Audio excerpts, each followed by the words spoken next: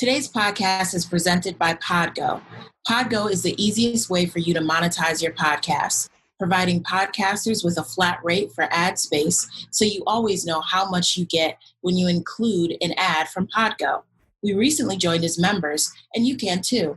Apply today to become a member and immediately be connected with advertisers that fit your audience. That's podgo.co at podgo.co. And don't forget to add so-called Oreos in the How Did You Hear About Podgo section of the application.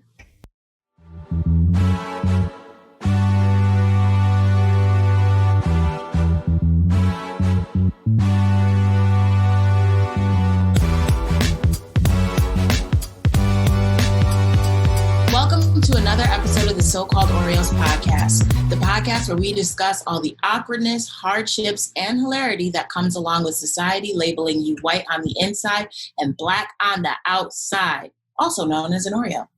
I'm Janae Price, here with Kia Swinton, Amari Pollard, Rachel Fowler. How's everyone's week going? What's up, girls? Tell me what's new. What's in life? What's going on? what are the hot it's deets? summer. It's summer, and I feel like it's a blur. Are you cool for the summer? I'm cool for the summer. First of all, I love that song "Cool" by Dua Lipa. Check it out, best song ever. I feel like it's weird because it's like, oh, we're still in a pandemic. Does anyone still wake up every day and wake up and like, damn, we're still in a pandemic? Or is that just me? Someone did a really good, or not someone, I just saw a really good tweet, like it was a think piece. There's this new movie on Hulu called Palm Springs. Yeah, and someone was like, because they keep on waking up in like the same loop in the same morning, and they were like, I feel like this is every day during this pandemic. And when I saw that, I really felt it. Like Groundhog Day. Yeah. Yeah, Groundhog's Day. Yeah, like we're in some alternate like dimension loop, and we're just stuck in this like nasty ass spiral. Well, I'm moving in a couple of days. Woo-hoo. I may look all calm and shit right now, but I'm fucking stressed the fuck out. My apartment is a mess, but I'm also excited. I always hate like moving. It's not my favorite thing to do. I moved a lot growing up, but I'm excited that we're moving to like a new space. How far is it from your current space? It's like a 2-minute drive. It's in the same apartment complex. We're just moving to a bigger apartment, so it's not that. Oh, that's nice. So it just opened up or something? Yes, it did. Yeah. So we've been waiting on this new apartment for about a month now. So. Oh, that's dope. Yeah. It's exciting. Small wins. I feel like during a pandemic is probably when you want more space. You know, when you're like stuck inside, you want more room options. Yeah, of course. Yeah. I think a lot of people are going to like consider their space, especially with so many companies like considering work from home options. Because I also think including New York, like if so many people work from home, I don't know how many people's New York City apartments are like feasible for that. Yeah. You know, for long term. I'm happy right now that I left and came back for a while, and that, you know, like I've been laid off from my job. My roommate has also been laid off from her job. So it's a lot of us doing other things and not necessarily being on Zoom calls and having deadlines and stuff like that. It's like, I'm like, okay, I'm going for a walk around the block, or I'm gonna be in my room reading Harry Potter, stuff like that. So, and even that has been a little bit like, oh, let me figure out where to be, when to be, but it hasn't been bad. Yeah. That freedom is beautiful. Yeah. I feel not weird, but like I just like moved. I shouldn't say moved, but after staying with my parents for 3 months, I went back to my apartment, and it was kind of weird to walk into my apartment and be like, okay, so this bedroom and this like living room that connects with the dining room that connects with the kitchen in this one small space is going to be like my permanent space. And it felt a little claustrophobic for a bit. And that, like, again, very privileged to be able to go to my parents in the first place, and then also be in a house where I could literally avoid them if I wanted to for an entire day. But yeah, space is good. Yeah, I feel you. Well, hopefully all this is over with soon. Yeah, you want to tell us what's new in Black history? What's new in Black history? In Black history. Oh, good. Yeah, I mean, it's not new, but I'll give you some facts.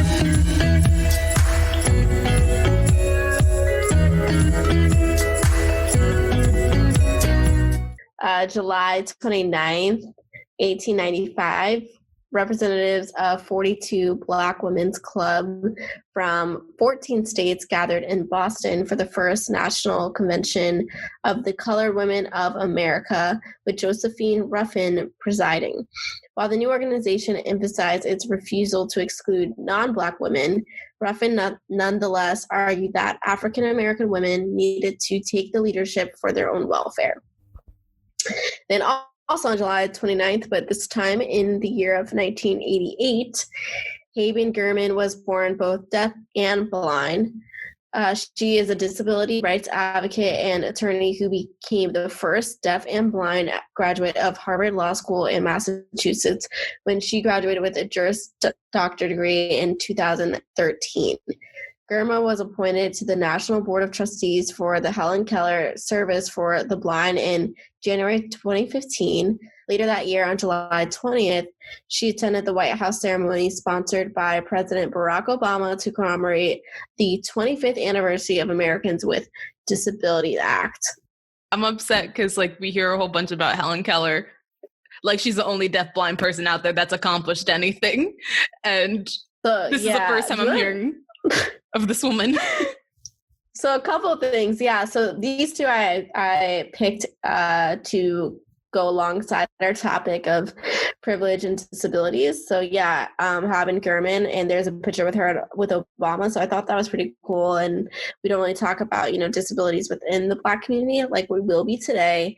And then I also thought the first fact was interesting about the women's conference, because they even said that they emphasize that we're not going to exclude any women. And I just feel like white people wouldn't do that. So I thought that was pretty badass in 1895 when white people were worse than they were today. So also, fun fact, I don't know why, but for all growing up, I thought Helen Keller was Black. I think someone played a joke on me and showed me a picture. It was that's Helen Keller. So for 15 years, I grew up thinking Helen Keller was Black. Now I know that's not true. Damn, you let someone clown you for 15 years? I don't know how that happened. I don't know if it was someone in school or maybe I read something wrong and got the picture wrong, but I think it was until my friend who her entire family is deaf, and I think she was the one that's Kia, that Helen Keller's not Black. And I was oh. You never watched one of those biopics in school, History Channel with the bad acting, and there was a white Helen Keller. You never watched? No. I remember watching that. No, in this school. whole time I really thought she was Black. Okay. I don't know what they were teaching in my school, bro. I don't know who told me that. I didn't just make that up. Someone definitely told me or played a trick on me. I still think it's your fault because you only found out. Unless your friend didn't tell you, you'd still probably think Helen Keller was Black today. I mean, I think I probably would have found out on Twitter, because Twitter be educated the people. Helen Keller, remember when there was that Twitter meme with Helen Keller, the Helen Keller memes? That was a thing a couple years ago. Kia, I barely remember what happened yesterday. That actually might have been the time I realized Helen Keller was not Black. I know so many people are listening to this wow, Kia's fucking dumb, bro. Kia's educating us about history and she don't even know Helen Keller. I do know now. I saw the sign. I know now. There was really Helen Keller memes. That was a thing. I think there's a song about her. I need to show you guys. I feel like there was a time when Black Twitter was was on this whole Helen Keller thing, and it was really funny but messed up in all the ways that Black Twitter is. I vaguely remember this. I do vaguely. Yes, okay, it wasn't just me. I did. Let's see. But that's your Black history, guys. Hope it was fun this week. Okay, Amari. Oh, Amari, you want to go? Right. I was like, am I just gonna, okay, I'll just transition into it. Okay.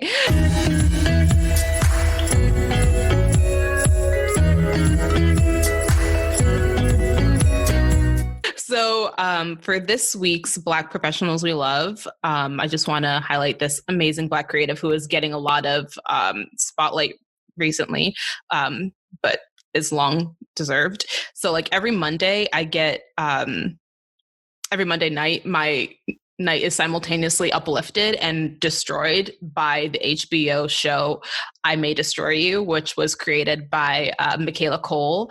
And I don't even know how to really describe this show. I feel like saying it's like a show about consent is just muddles it down so much, because it's about this main character dealing with her own sexual assault trauma, but then also talking about like the grayness of like modern day sexual interactions. And as someone who has like experienced my own sexual assault and like the dealing with the trauma about that, having this plot and this story created by a Black woman is like really meaningful to me. And I think what makes this even more particularly special is that Michaela Cole rejected a $1 million deal from Netflix because she realized that it was fishy and that she wouldn't have proper rights to the show, and that also like on the back end other people would be profiting more than her. So she didn't let Netflix take it, and HBO ended up picking it up. And she's, you know, she had chewing gum before this. She there is this like musical, I forgot what the movie was called. Been So Long. She was in Black Mirror and Star Wars and Black Earth Rising. Like she's it. Like she is it. So I just wanted to highlight Michaela Cole. And if you're listening, but you're probably not, but if you are, I love you. And no, she probably is. I'll need a job one day in a few months. So look out. But yeah, if you haven't watched her show. I didn't see those DMs. I should be. Well, she's not on Twitter and she's barely on Instagram. So. Oh, so stalk her house and camp outside. All the way in England, yes. Yes. Yeah, I wonder if she okay, or if she's like made that move to LA that a lot of celebrities do. No, I think what she does is she's based in England, at least I think based off all the interviews I've read about her, but she'll like go on writers retreats in like the US, but she'll go to like small towns and not like LA. So she'll probably be in North Carolina. Maybe I'll go. See all the ways I'm making this happen. But seriously, people need to. I hope everyone is watching that show, because I feel like, I don't know about you, but I feel like I've had to like have this conversation multiple times with people about issues of consent and just like modern day dating, and like people don't understand how muddled the lines are. Like you can talk about like power like differences, just like all these different things, and so I'm like grateful that there's a show that kind of like that, not kind of, but addresses that. And I feel like I just want everyone in my life who I've had these conversations with to watch it, so I don't have to re-explain myself. Yeah, I feel like you definitely shouldn't have to keep explaining that. Yeah. I feel like the show might be a little dark for me, but depending on the mood I am in, I will check it out. It's joyful, but like I definitely walk away from it feeling heavy. I walk away from it feeling very like, because I recently just caught up because I don't have HBO, but my parents have HBO and I'm back in Syracuse now. So I was like, let me watch these 3 episodes I missed. And I walked away being like, this is how these incidents of trauma are. Like when you're told about sexual assault growing up, it's like a creepy man in a dark alleyway who is chasing you, who is like seeking you out, who is seeking out someone to hurt. And like this show really just highlights the fact that most of the time it happens with people that you know, people that you may already be having sex with. You know, it just highlights the fact that this is not an easy situation. It's not just a crazy guy in a corner. No, it's someone you might already trust. So, good show. Yeah. But we need to dive in. ladies and gentlemen. Let's dive in. So today's show topic, we're going to be, deep diving into privilege and all of the ways that we feel that we have privilege, because we've done a lot of work talking about white privilege and all of the current movements going on now as far as like Black Lives Matter. But I don't know, I feel like we just thought it was important to highlight our own privilege and how we're learning and growing and trying to change based off of that.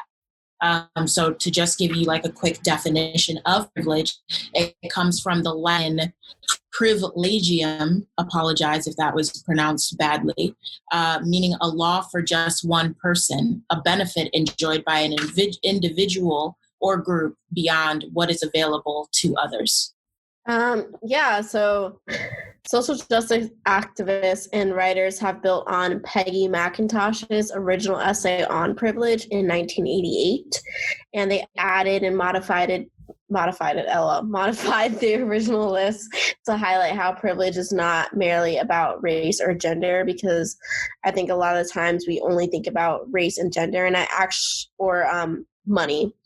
So I personally think that when Black people hear privilege, the first thing is race. And then when white people hear it, it's money. And I think white people have a hard time realizing that there's different aspects of privilege in terms of like when LeBron James spoke up, Laura Ingraham or whatever her name is, was like, shut up and dribble. Like, you have so much money, you're irrelevant. Or like we hear that time and time again with Colin Kaepernick, people being like, why is he complaining? He has so much money. But it's like, at the end of the day, they're never going to have white privilege, no matter how much money you give them. So I think it's crazy to us to dismiss one aspect of our lives, but not seeing how we're privileged in the other way. And especially with like, we have these conversations with Black men who will be like, yeah, I don't have white privilege. And then they'll like be incredibly sexist or homophobic. And it's like, but you have privilege. How can you not see that you have privilege simply because of the way you were born or like your sexual identity? So I think in general, a lot of groups have a hard time seeing all the different ways. And just what the list is, it's privilege in ability, class, education, gender identity, passing, racial, religious, sexuality, and we can also consider age and location. Having privilege means having an advantage that is out of your control and that you didn't ask for. You may not even notice it until you educate yourself about its existence. Yeah, so it's like hard for a lot of people to kind of own their privilege, kind of like what Kia has already gone over, because like the other side of privilege is oppression. So some people are against talking about privilege because they don't want to be framed as the aggressor or complicit in a system that gives them an advantage at other people's expense. And then other critics kind of look at privilege or mistake it as a blanket term that suggests that if you have privilege, like your whole life has been easy. And like, that's not it at all. Like, I think, like I am a Black woman. And obviously I've been oppressed because I'm Black and I'm a female, but also I'm able-bodied. In America, I speak English, and like language is, being able to like, you live in a country where like English is the predominant language. That's a privilege. Like, so it's just like little things that people like don't think about. And ultimately, privilege is not a concept designed to make people feel guilty or diminish their achievements. Instead, waking up to how you may have certain privileges is an essential first step toward being able to decisively act in small and large ways to use your privilege and make the systems we're in fair for everyone.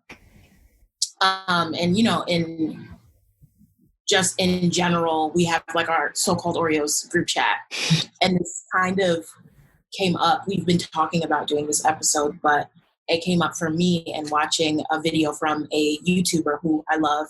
Her name is Kat Black, and she was talking about some drama that happened within the beauty community, which for me is oh so delicious to dive into, like YouTuber beauty guru drama. But anyway, basically, I don't know if you guys know Tati Westbrook, Jackie Aina, and Jeffree Star all had some beef.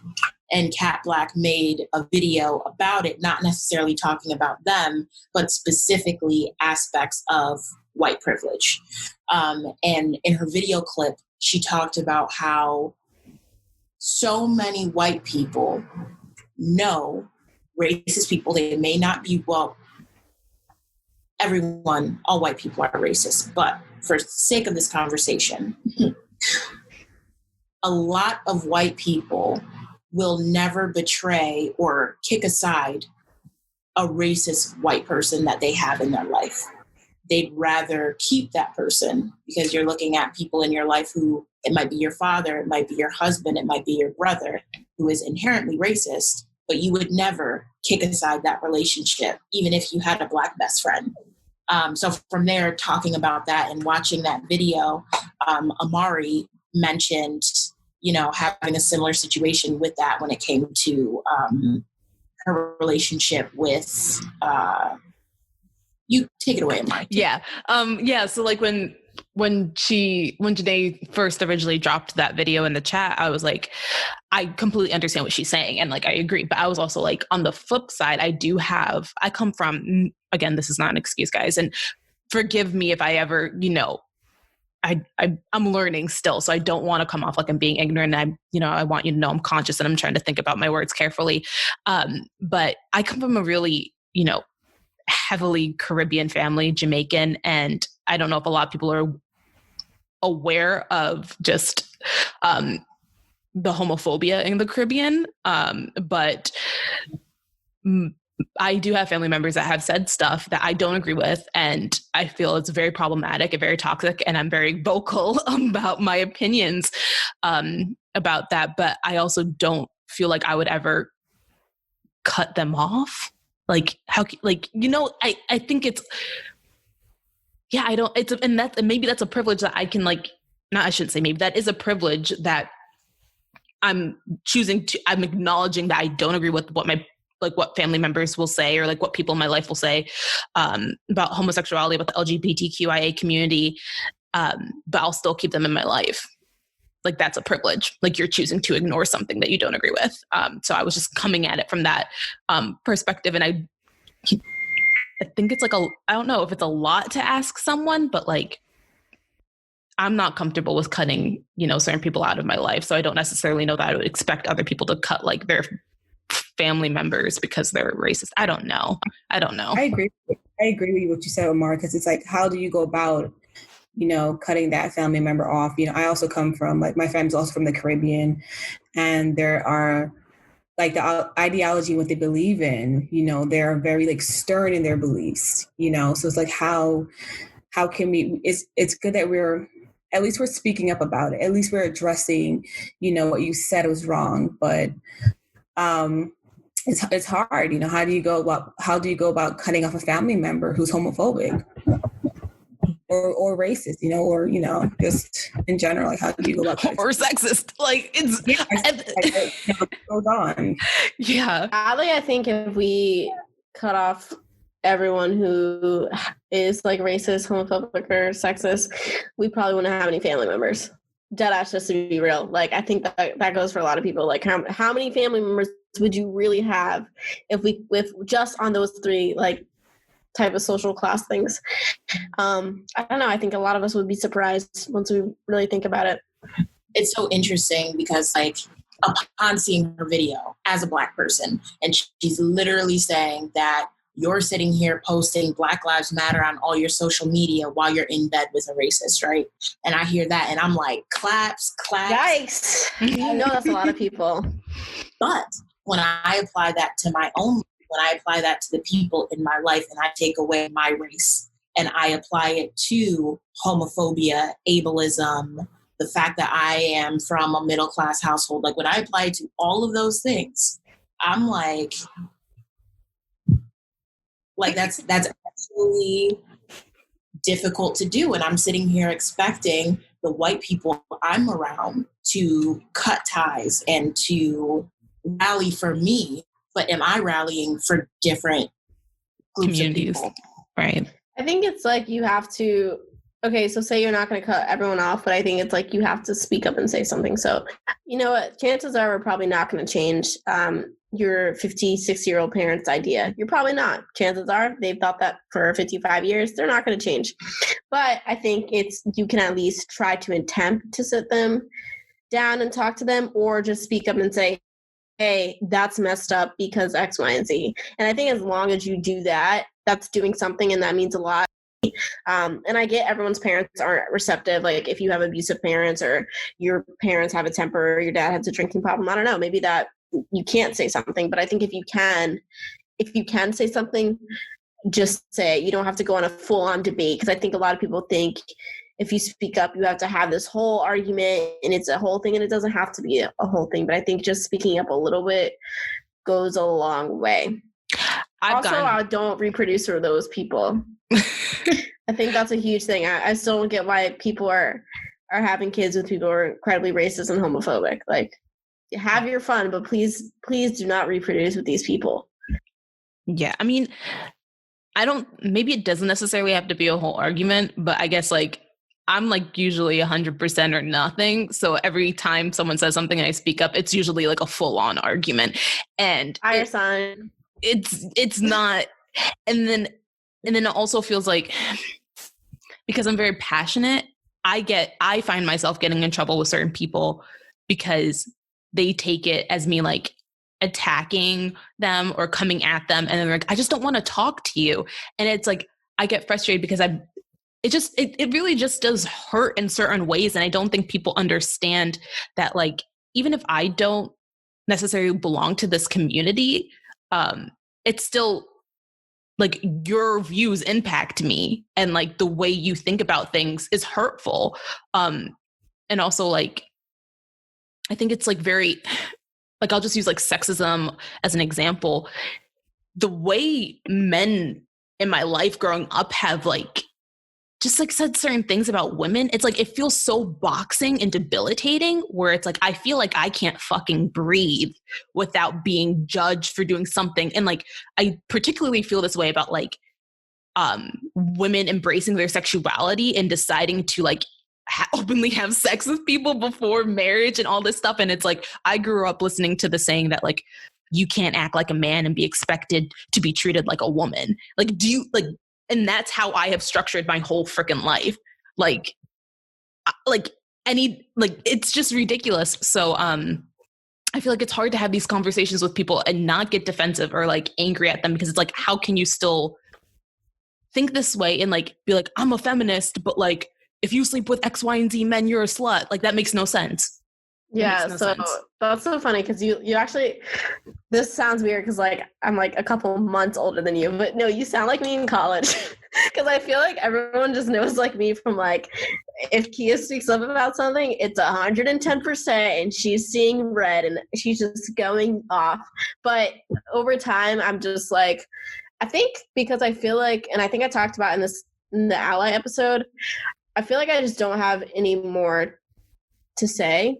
Like I have a lot to say, but in terms of like, I'm not going to be the one on Facebook arguing with you, because I just feel like everything I do, everything in my work represents my values and what I have to say, especially because everything I do mostly is about Black people and Black women.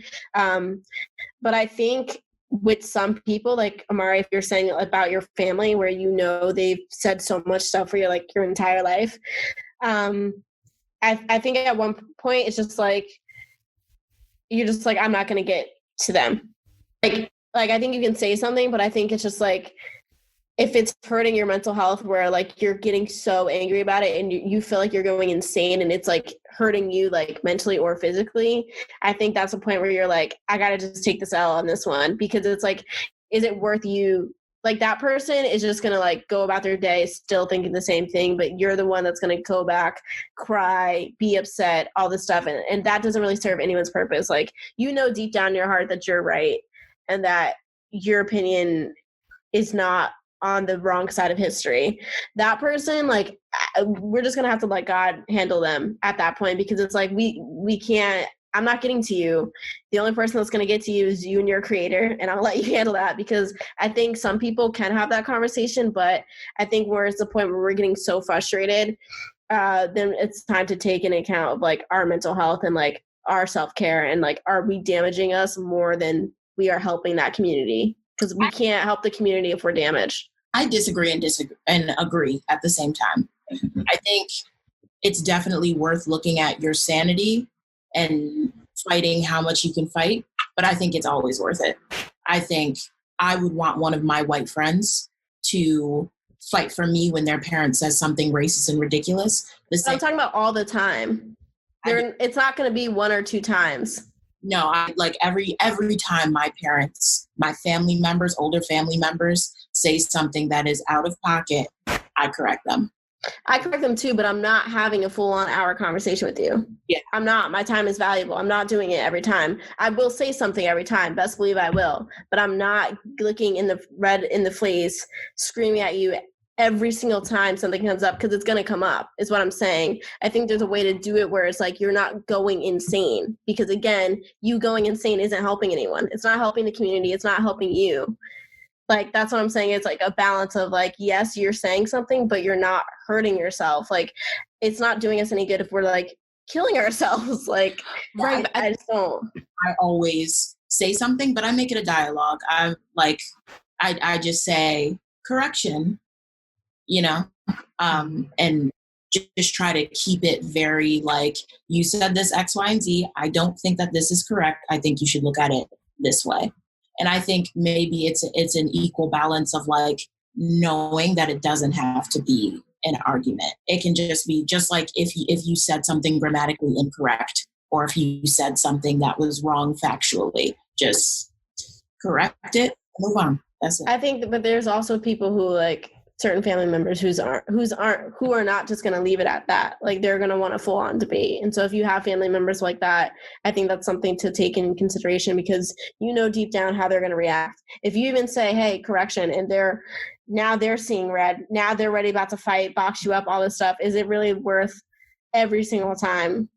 I just think like we all think differently, and we all have different family members. So I think I would just hate for people to feel like they have to speak up, but also it drains so much out of them. I would hate to see that as well. Like, that shouldn't have to be the sacrifice. I don't think you have to like really hurt all the time because you want to fight the good fight, if I'm making sense. I mean, for me, it's kind of like, I'm going to keep pushing until, maybe that sounds wrong, maybe that's not the way to do it, but I'm going to keep pushing until I keep moving you forward in the direction where you need to go, because like, we're going to have to do this work, and I'm going to have to keep on pounding into you until you get this, because like, it's like, if you can't recognize certain things, like if you can't, to me, it's like, if you can't recognize issues about sexism, about colorism, about ableism, like, I mean, there's like parts of it don't have to do with me. Parts of it's like, if you don't recognize that, you're not recognizing me and my humanity as like a Black woman. And I'm going to need you to recognize these things if we're going to keep on interacting in these spaces. Do you think you're successful in pushing them forward? Like, I do, because I feel like I think with certain, like, I've had conversations with family members where like 5 years ago, I would have never thought like this is what they would have been saying right now. But I think it's because we've had these conversations over and over again. And like, I'm watching a movie and it happens to be like, for example, like it happens to be Disclosure, and my mom's sitting right next to me, and we're watching this together because, we're just going to watch a movie, and it's going to be a bunch of trans actresses, and and it's not a big deal because these are people in their humanity, and we're going to watch and enjoy it and like talk about it. And I think it's also like how like you approach people too. Cause I think like what I've realized is that, like if I don't feel like arguing with someone or something, I will give like a source or something that they like can like connect to or something. Or like with white people, I feel like specifically white people, I feel like they just, when you say like white privilege, they get so offensive, and like it's just like a thing. So like I will go about it, and like if it's a white woman, I'll be like reverse it to like sex. So like I'm like, okay, well, how would you feel if like a guy did X, Y, and Z? You're pissed. Like imagine being black. Imagine being like a black woman. I just think there's ways to like, because I'm talking about, because you specifically said like your reaction to like your family member and stuff like that. Sorry, Rachel, you can go. I agree that it's important to correct someone whenever they talk about sexism or homophobic, being homophobic. Like, I get that it's important to speak up.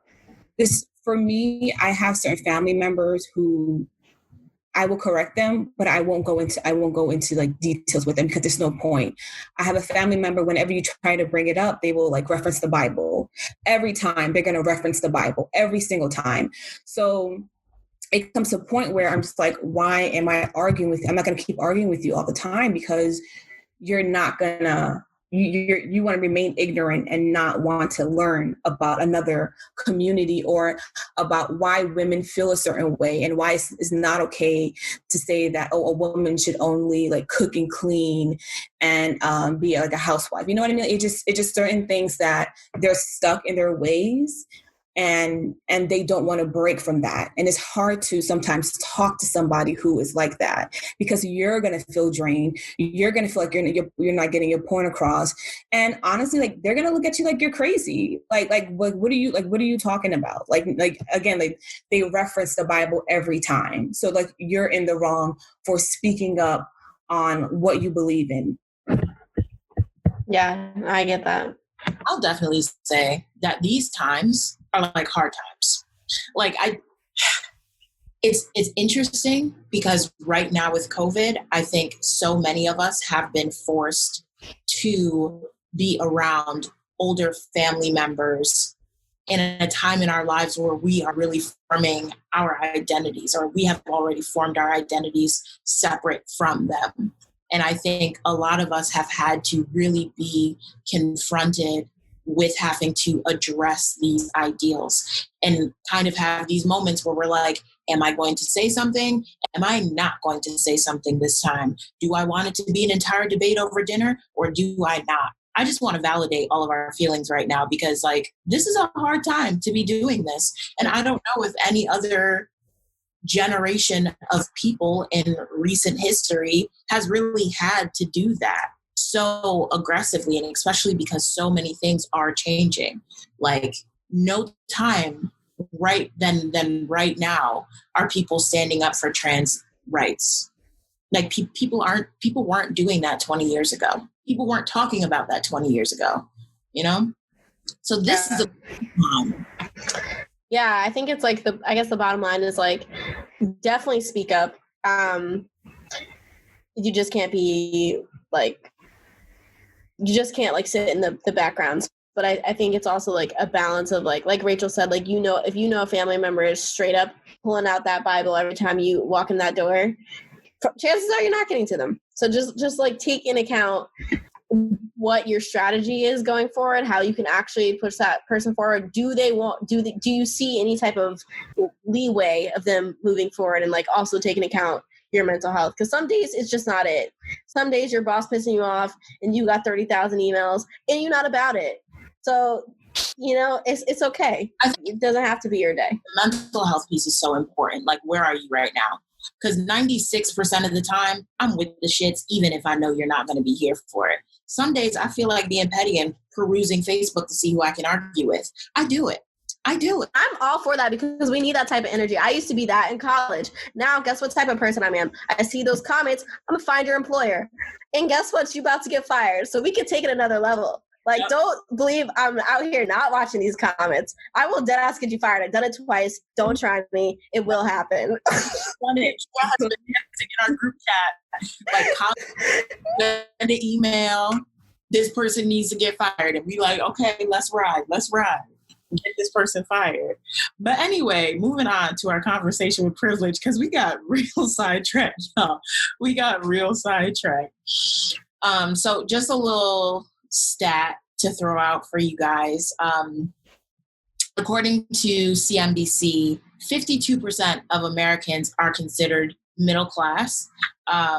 Middle class privilege is something that I personally wanted to highlight because I know I personally come from a middle class 2-parent household where I grew up in the suburbs. I was in really, really good classes. I went to a private college. I know that there were times where my parents were struggling, but I never knew as a kid that my parents were struggling. I never wanted anything.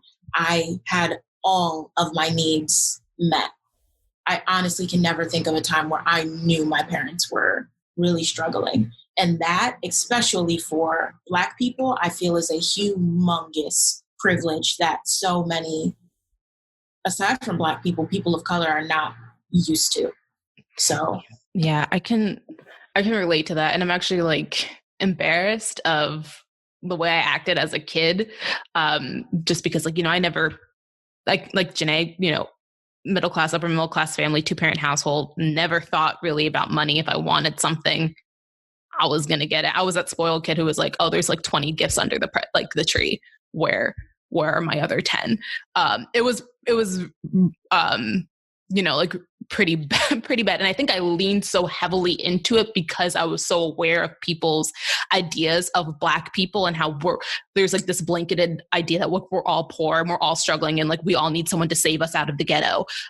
And so I felt like I had to like shove, like my upper class, like, or middle class access to people. Like I was the person who like wanted all the Abercrombie clothes and all that stuff. And my dad really loves to,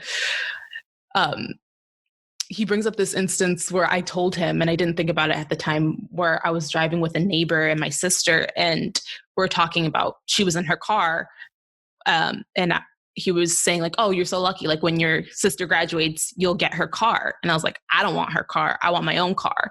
And here I'm talking, I said this to someone who like never got his car, like never got a car, like couldn't afford to like buy one for himself and like wasn't going to get one from his parents. Meanwhile, like I got a car before I was 16.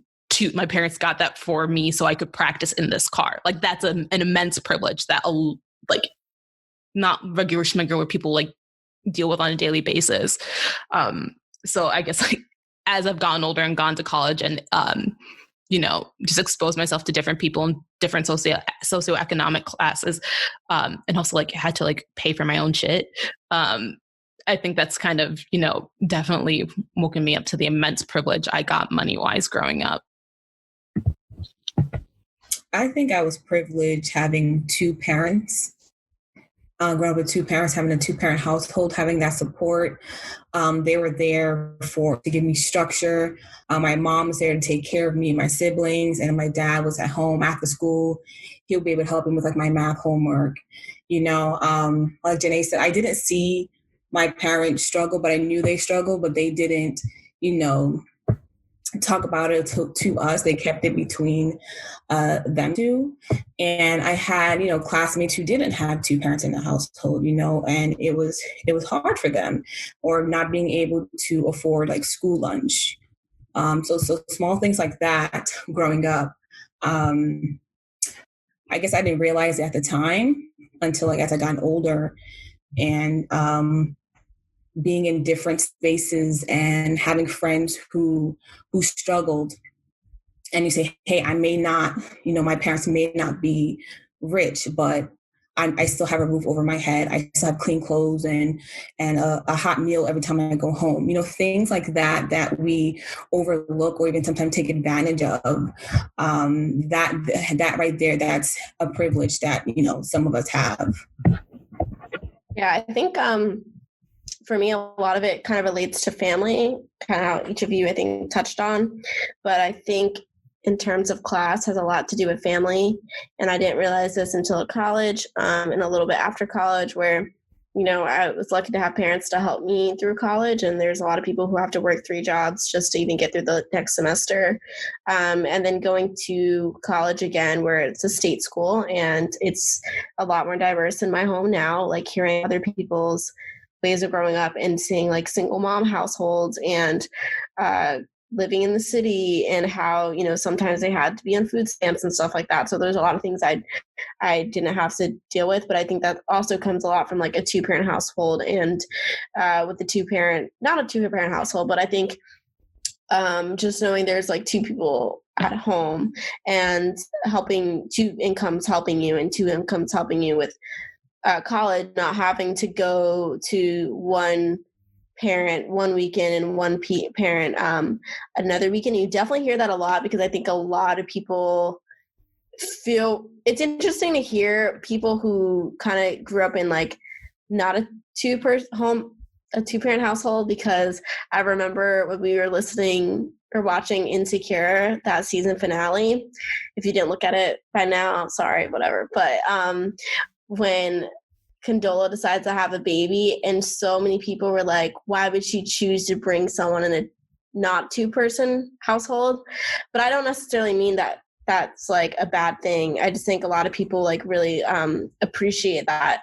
And so when you have it, you kind of just don't think about it. It's just like, oh yeah, my parents. But a lot of people like don't have that privilege as well. And I also think it's like a lot of people don't have parents to like teach about money, or like maybe their parents like, you know, never had a saving. So that's also something where I've been like, oh wow, a lot of people like I watch a lot of my friends now, and like they're terrible with money. Like they take money out of their like 401k. They don't really have a savings. And I know all of that. If I didn't have my dad literally being like, this is your account at like 13, and I had to manage money like at 13, I would be just like them, like buying money on like stupid shit every week, like just $1,000 in clothes, like credit card debt. And that stems into like your adult life. I think like, I really like analyze like childhood trauma and childhood like relationships and how that stems into every aspect of your life as an adult. So now that I'm more aware of that, I definitely like that. And I'm like, wow, I'm super grateful that, you know, I didn't have to like grow up in like a bad neighborhood. And a lot of people, unfortunately, that look like us do. And you see the way people treat them, and it's really messed up. But yeah. Or even something as simple as, Professor Jasmine, who was in one of our previous episodes, who is also my sister, she sent me over like a few privilege checkpoints. And one of the things that I thought was really interesting on those lists was never having to consider other cultures when it comes to like language barriers or customs. I grew up in a mostly white area. Where my culture difference was really the only one I had to grasp. So that never looked like understanding different immigrant cultures, or I would be lost. Or as simple as never having to consider inviting a friend out and them not being able to pay for going to the movies, or, you know, getting lunch or something like that. Those are things that I've never had to worry about. And those are things that highlight that a lot of the people that I associate with are really within that middle class bubble too. So I think that's an interesting tidbit to highlight. Yeah, I think a lot of times it's easy for us to like forget that it's a privilege being in America, just because as a Black person in America, you're like, okay, it still sucks here, but and you guys still listen, like have been oppressing us for like 400 plus years, but there is still a privilege in America. Yes. I just want it. It's not arguing, but I think it's funny because considering everything that's been happening now, my dad like has continuously said for like the past few years, if I was like a little kid in this current time, like he would have seriously picked up our family and gone back to Jamaica.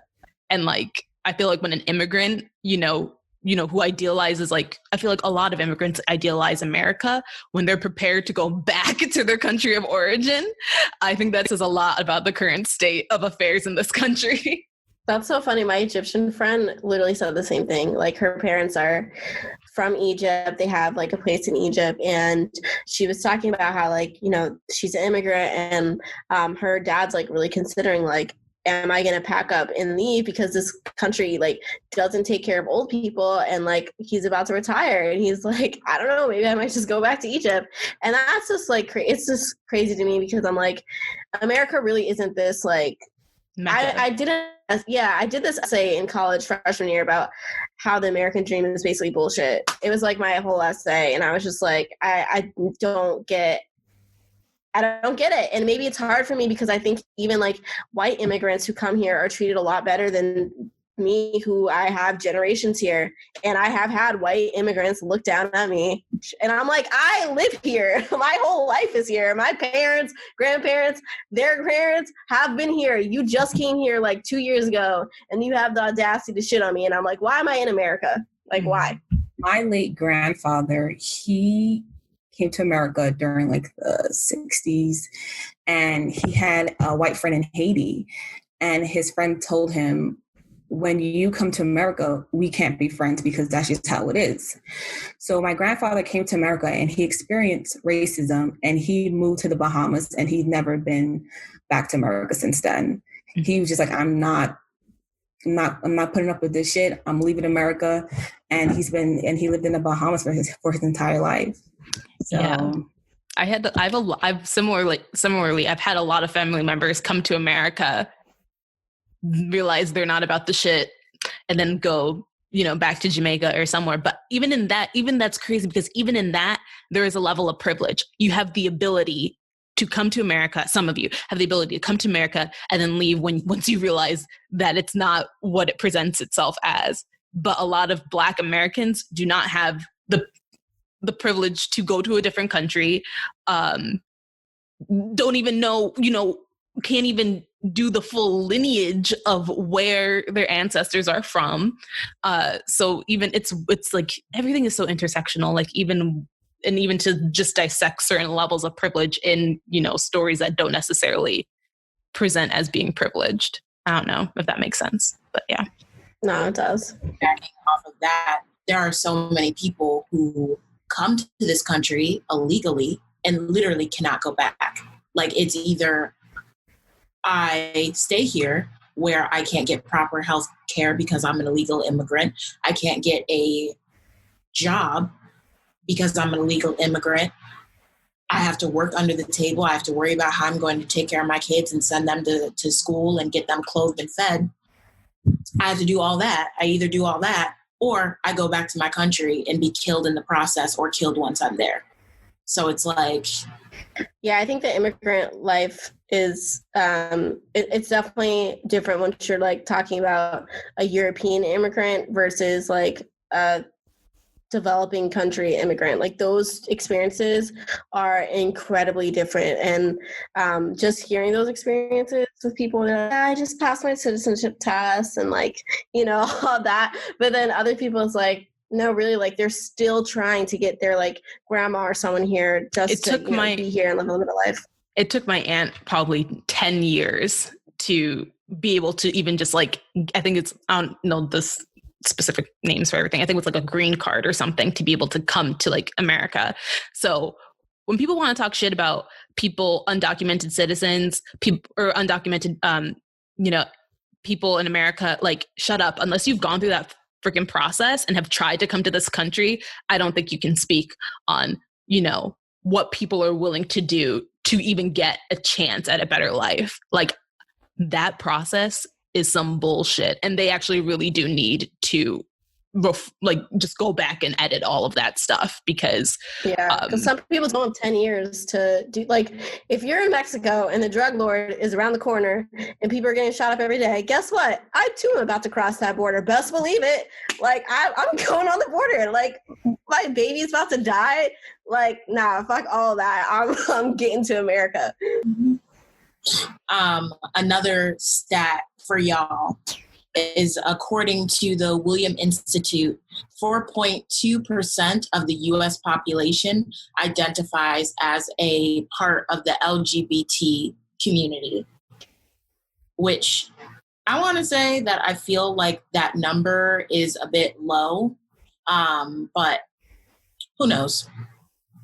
But I just think that it's interesting to also highlight our sexuality in this conversation, because as all of us seemingly identify as straight, we have a huge privilege in that, where we never have to worry about coming out to our loved ones. We never have to worry about holding someone's hand as we walk down the street and being judged for who we choose to love. So that in itself is a huge privilege as well.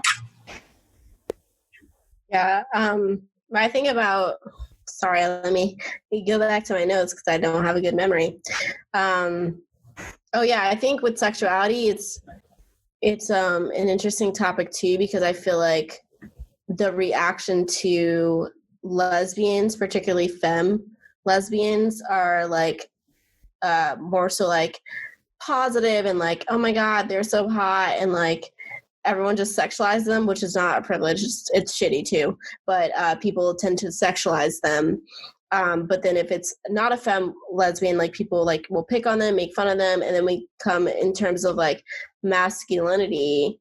I feel like a lot of people are just like very negative to like the men in the LGBT community, because it's like, oh, they're not masculine, or like they're not even men. So I think it's interesting to see that gender dynamic in between the LGBT community. But yeah, I think it is like, you don't have to think about how like people will like make a comment about your sexuality. I mean, I have had people look at you for like who you choose to like date in public. And I will say I will never want to experience that again. And it is not a fun thing. And I cannot imagine doing that every time you're in a relationship. It's not fun. Is all I'm going to say. I couldn't imagine being judged for who I love. You know, like I couldn't. But it's like, it's crazy like what people will choose to judge you on, or like, you know, even the idea of someone discussing my sexuality is so bizarre to me and so uncomfortable. And the fact that people feel like they have a say or like have a right to discuss other people's sexuality is just it's none of your fucking business. Right. And like, why are you so concerned? And also like what has, at least for me, like growing up has pissed me off continuously is that not every time, but there have been multiple instances where people will say something out of pocket. So people will say something homophobic and I'll address it. And then it suddenly becomes about my sexuality. Like in me speaking up for another community, my sexuality gets questioned.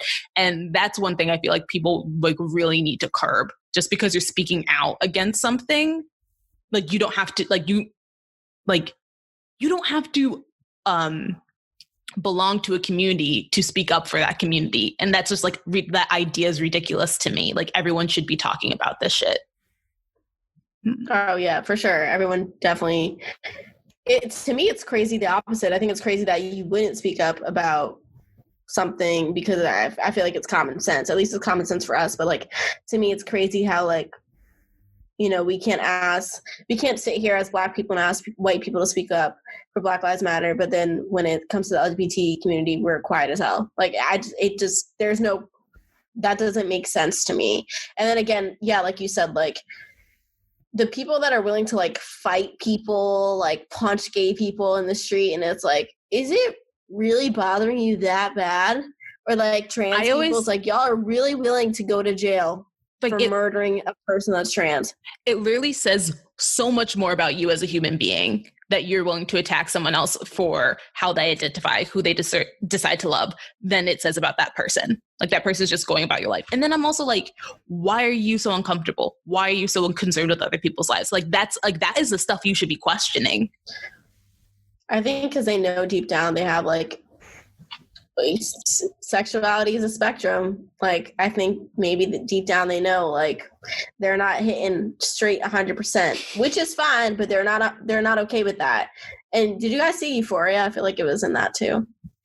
I haven't watched it because that shit's gonna get me depressed, and it's been confirmed. It's not depressing. I promise it's really good. I watched a scene with Zendaya banging on that door saying, "Give me them drugs. You did this to me." That's the opening scene. And I was like, And then I watched another scene where she was so depressed and like in this state that she couldn't even bring herself to go pee.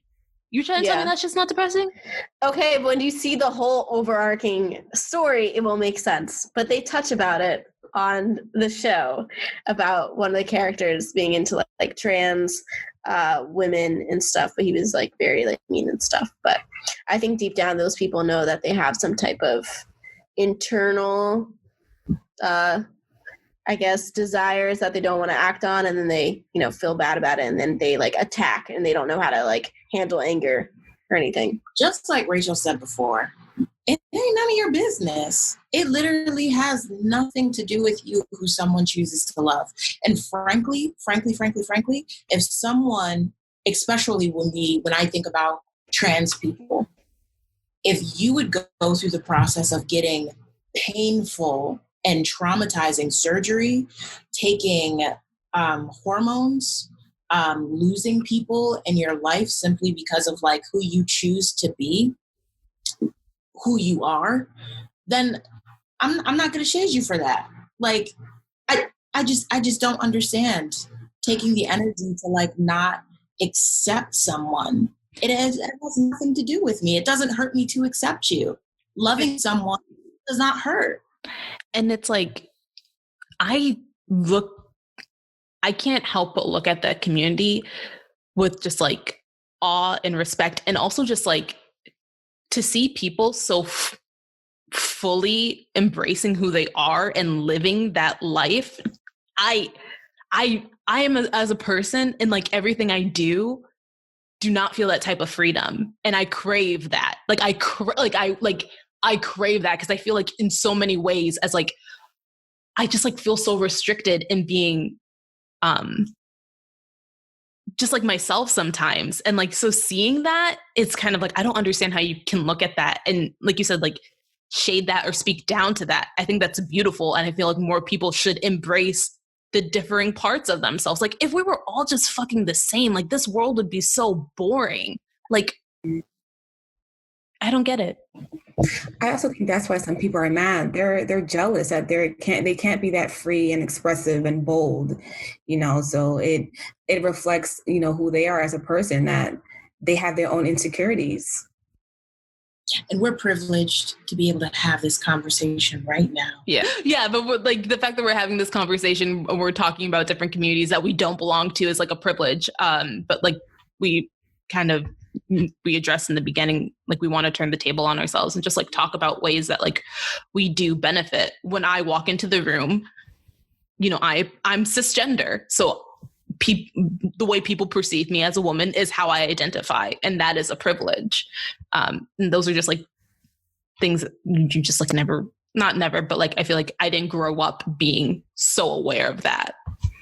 Yeah. And I know that personally, I've definitely had to grow with my own ideas of this community. I know growing up for a while, I thought that bisexuality was not a thing. I thought that it was basically what gay people said when they were trying to kind of grapple with their identity of being gay to make it seem like they're still open to being straight, you know?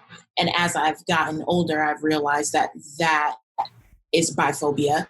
It's not a good thing to think, but just growing up in the environment I grew up in and really learning more about the community, I realized that was some of my own prejudice that I had to work through.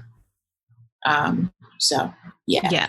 I think people don't realize how much you internalize shit. Like we all have so much unlearning to do. Like internalized racism is a thing. Internalized homophobia is a thing. Internalized colorism is a thing. And you can belong to all like three of these. Like you can have all these three identifiers and still be dealing with like your own internal struggles with them. So shit's tough, man. It's hard. And I feel like as you get older and as you learn and grow, you're supposed to tackle things. You're supposed to talk about these things. You're supposed to look at how you've been culpable and how you've been a bystander in not helping these movements along, how you've just kind of sat back. And I think, once again, like Amari said earlier, that's kind of what we want to do with this episode, is address our own privilege and address kind of ways where we have not necessarily been the most educated in these topics and how we've just had an upper hand. Because everyone has privilege, even as poor Black women, we have privilege. So, yeah. The third little stat that I had is that according to the CDC, 26% of Americans are disabled.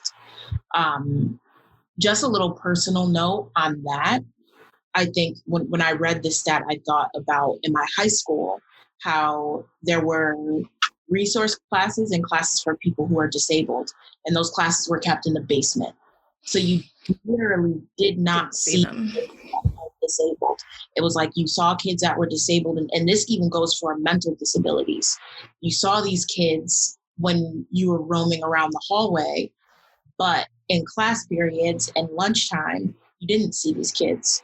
And I think I didn't actually realize that until my maybe junior or senior year, where I became friends with someone who had a mental disability. And this is someone who on the surface seemed like a completely average guy. But because he had a very serious mental condition, he had to take these resource classes and had to have classes in the basement.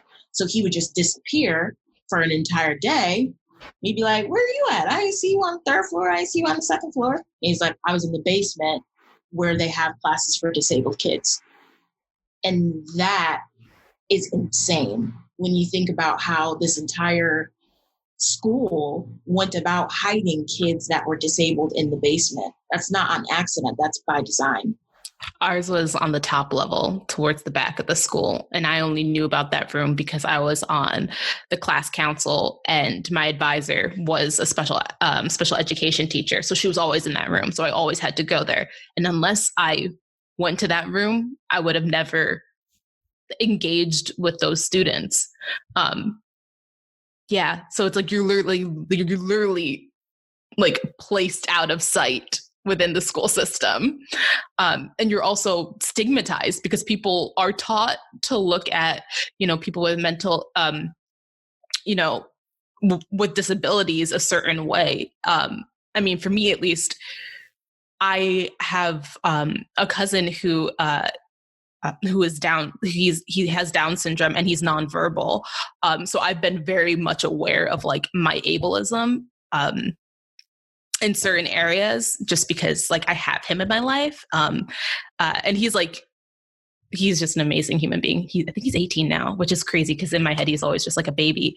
But it's for me, it's been special to watch just him as a person, and just see how much like pure joy and like genuine heart he has. But like, it also makes me deeply sad because like, I don't know, like I can't, like, it makes me sad to think about, I don't even know like what his voice sounds like. Like I've never heard him talk a word. So I think about his mom, my aunt. So just like things about, I think, and that's the thing. And I think that's the thing about exposure. If you're not exposed to people from different communities, you're just not going to be able to wrap your head around that. And I'm not trying to use him as like, like a way for like, because of him. And this is like, yeah, I think it's like important for you to expose yourself to different people from different areas, because I think that gives you just like a more holistic view of the world and like how everyone's experience is. Yeah. I think with like ableism, it's something that like we're just so used to because we literally look in the mirror and we can see that we are able-bodied. So it's easy to forget. But I know a lot of times in like meditation and it's about being grateful and stuff. And it's really being grateful about the small things first. So even having the ability to see or hear is like a huge thing, because I can't imagine like walking through this life not seeing things or not hearing things or not being able to taste, touch any of our senses, and how hard it is to like get around and how much harder it would be for like getting a job or dating, or like a lot of us couldn't even have the jobs. If it's a physical jobs, we wouldn't even have the opportunity to do that or have a normal like college life or like college experience. So I think it's things like that where it's like easy to forget, but also good to reflect on in terms of gratefulness. And for me, I see it a lot when I'm in New York City, and when I see people with disabilities, like especially being handicapped or blind, and I see them getting around the city, and it amazes me because I'm like, wow, I literally don't know how you do that. But two, it makes me sad because it's so hard. Like, even to get to the subway. New York City accessibility is not okay. Like, you have to learn, you have to map out which subway stations have elevator access. And like, I think there's not enough. So how are you expected to, get around this massive city if you can only go to like 10 specific stations? Especially the, boroughs, like Manhattan, you might have more access, but then you go to the boroughs where it's cheaper to live, you don't have that access. And I think it's crazy that we live in a city like New York City, that it's not a mandatory requirement to have that access just for people to get around. So it kind of like makes me like happy for them that they're able to do this on their own, but it makes me sad because I'm like, I know sometimes, I'm in my 20s, it's hard as hell, I'm tired as hell, and I don't want to walk up these flight of stairs. So I'm like, that has got to be like, how are people getting up the stairs? Like, or those mothers, and I think one woman died carrying her child up the stairs because it was icy and snowy in New York City, and she I think slipped and fell because there was no access for her to get her child up the stairs. And that's insane to me that in this current year, or even last year or whatever, that it's still so much harder for people to get around in a city like New York City. I'll definitely agree. I was walking down the stairs in the subway not too long ago, and I was like, if I had something like cerebral palsy, for example, where I need help to walk, this would be impossible. It's just, how can such a city just not? The people too, because the people in New York are so like go that if you walk like 1 beat off per second, like people are literally willing to fight you.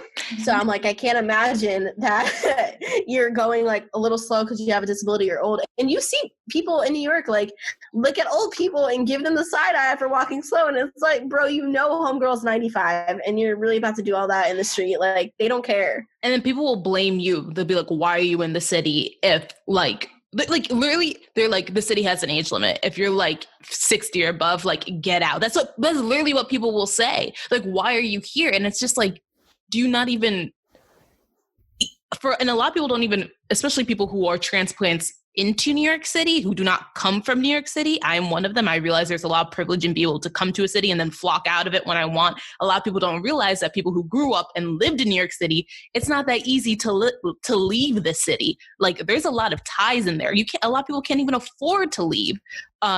So the idea that because you're not fully able-bodied you would have to leave a place where you've lived your whole life, or like a place that you want to live, like, that's insane to me. And that makes absolutely no fucking sense. Something my sister always says is that the privileged always blame the underprivileged to basically make themselves feel better about having privilege. And I even had to check myself the other day. I was on the bus in Brooklyn, headed somewhere, and we were stopped for like a minute. And I was like, I was irritated. I was like, what the hell is going on? Like, I was looking everywhere. I was like, what? I have somewhere to go. And then I realized that we were stopped because we were letting a woman in a wheelchair on the bus. And I was like, oh, okay. Oh, you felt bad as hell, bro. I felt bad because I was like, what is happening? This always happens on the bus. New York City, I can't rely. And then I looked and I was like, oh, it's a woman in a wheelchair, damn. I'm a dick. But listen, I want to like touch on like ableism real quick. Growing up with a sibling who had a disability, at a really young age, I knew how. I didn't know like it was considered privilege, but I was very grateful that I was able to walk, talk, eat on my own, do everything. Like I was mobile because my older brother, he passed away 2 years ago. He wasn't able to do any of those things. He was bedridden for his entire life. And the doctors told my parents that he wasn't going to live past 9, and he lived to the age 33. And just, the way I try to remember him is getting up and doing something with like my physical body, because he couldn't. So I like go on walks during my lunch break because I'm able to. And I would never, or I would try not to just take that for granted, because again, like I lived with someone who couldn't, and I was angry. I was like, it makes you like think like, why, like why this person, like why my older brother, why can't he do these things? But again, and at a young age, it's something that I always prayed about. Like I was like always thankful to have these abilities to be able to go out. Something as simple as going to the corner store as a child, or hanging out with your friends, in the summertime. Something as simple as that. Again, just being mindful and taking time to appreciate the little things that you have in life. And I think like the shit, like life is so freaking random, and the body in which you inhabit in this life is so random. It's literally just like, I don't think people understand that by whatever design, like I don't know, like you were chosen to inhabit this particular body at this moment, and that's just like random luck. Like you did nothing to deserve whatever, like like right, like the family you're born to is just like random. That's just like randomness, also like the process of like humans in the womb and like chromosomes and all that shit. Like, do you know like how much stuff has to happen for like you to like be birthed completely able-bodied?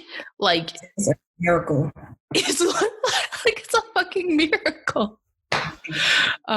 And I think, I've had conversations with people who just like can't wrap their head around. I'm like, you realize because, and that's something that I've come to learn as like an adult, like because of the family, like because I was born into a family with these particular parents who came from these particular parents, I am where I am now. Like I'm very conscious of that lineage and like how it could have been easily so different. Like my life could have been so different.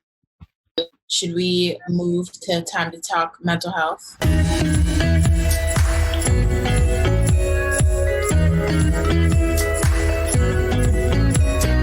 On this segment of Time to Talk Mental Health, I wanted to touch on mental health treatment being a privilege many people cannot afford. According to goodtherapy.org, as well as different therapy resources such as Talkspace, mental health providers in many cities charge roughly $75 to $150 per 45 minutes in. So here's what you can do if you can't afford to go to therapy.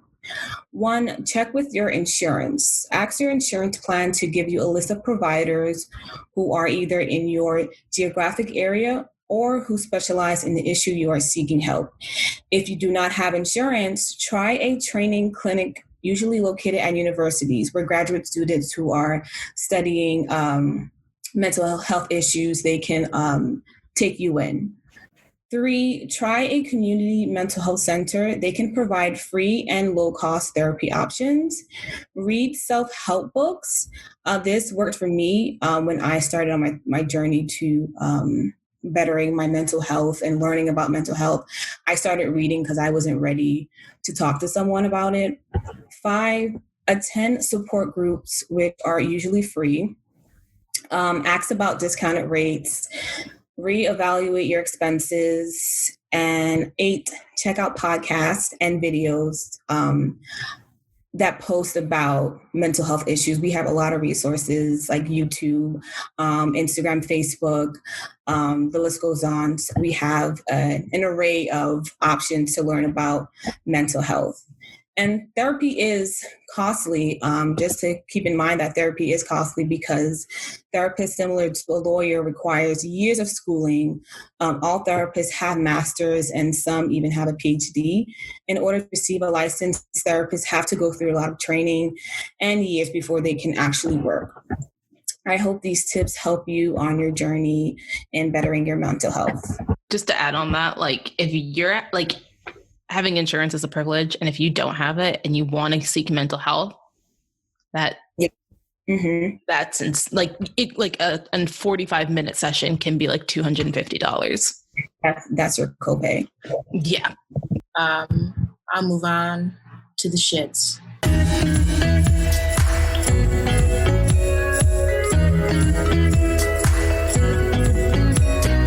So Crystal writes, "Hi Oreos. I love what you guys do. Please keep up the good work. I'm writing in because I'm feeling a little stuck with a guy I've just started seeing. He and I have a bunch of mutual friends, and before Miss COVID started wreaking havoc, he and I connected at a party. When we talked, I realized this guy really checked off most of my boxes. He's got a full-time job in his career field. He's well-spoken and clean-cut, Black, loves his mama, and honestly, so much more. The only issue for me is that there is a little lack of spark. I put spark in quotes because I'm not sure if that's a real thing or not. But I digress. Because COVID happened, our first date was delayed, so we just went out for the first time this week. We talked a lot, the convo was cool, but still no spark. I talked to a friend and they suggested I get to know him a tad more. Maybe that spark will come with a little more titillation. What do you guys think? Should I give it time or walk away now because of lack of spark?" I don't know how to give up on shit. So I always have I really don't know how to give up on shit. So for me, at least when it comes to dating, I always give people at least 3 dates. Because I'm like, okay, I've had situations where I felt a spark within like the first 5 minutes of meeting you. And there have been other instances where it's like, I haven't felt anything until knowing you for 4 years. And I'm like, shit, I'm in love with my best friend.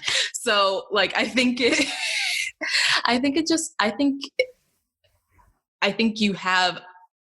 have sparks immediately, and I think you don't. So I think you have to give yourself some leeway and see whether it's going to be a situation where it's going to come on gradually.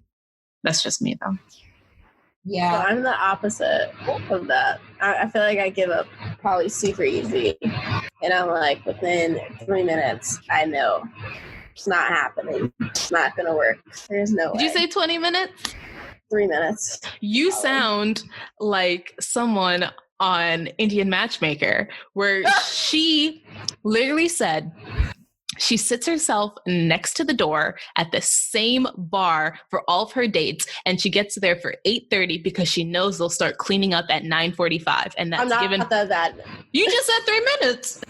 No, I'm not going to give you 3 minutes. I feel like I know internally, but this is also in years. So I don't go on a lot of first dates, but I feel like for you to even get to the I'm agreeing on a first date level, that's already a huge step. Like, I'm not agreeing to that for most people. So if you're getting to that step, chances are you have like a 50% shot of getting to the next level. Now, if we make it to 2 dates, you're probably my husband, I'm going to think, because I'm like, wow, you got through 2 dates with me. That's awesome. I feel like 2 dates, 3 dates max, but I also don't think people should be out here like wasting anyone's time. So, but I also, I don't think you should be feeling sparks like immediately. Like, I don't know if we're talking about the same sparks, but like the right person, it's not sparks. It's kind of like comfortable. Like also, you automatically feel comfortable. Also, there are different, like, they're like lady sparks. Like, I want to have you in bed, like we can get on. And then there are like heart sparks, you know? There's a difference. Be able to tell the difference between like being in like with someone and being in lust with someone. Okay, that is so true, Amari. That's true. And I think that it's a big thing that you need to be soul searching and figure out if you were looking for lady sparks or if you were looking for heart sparks. Yeah, and sorry I gendered that. it's whatever sparks you want. But just like, know there's a difference between like being in lust and being in like with someone, you know? Yeah. And you know damn well when you're like in lust with someone, because I know when I look at someone, I'm like, you're fine. I will jump on you like a tree. That's not my person. So I know, Kia, calm the hell down. That's not right. But I know if I'm comfortable with you, which has only happened twice, I know that person is some type of special, because I'm like, this is the feeling that is needed. Yeah, I agree. If I'm comfortable with you and I can be myself, then yes. But also, like, we're also like in a pandemic, so I would say give it like one more try, because he's probably like going through his own shit. You're probably going through your own shit. So I would say give it some time. I would say give it like 1 or 2 more dates, and then after that, you can decide.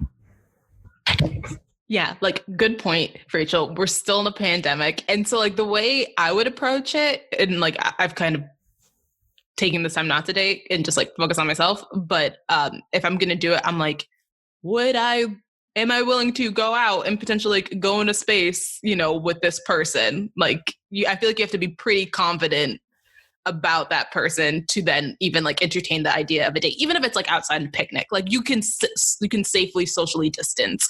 But I'm kind of like, am I willing to, like, do I care enough of, you know? So I guess you can measure it about that. Like if after for like, you know, under normal circumstances, I say like, give it a few times, but under this circumstances, I'd be like, if you want to quit, that's fine too.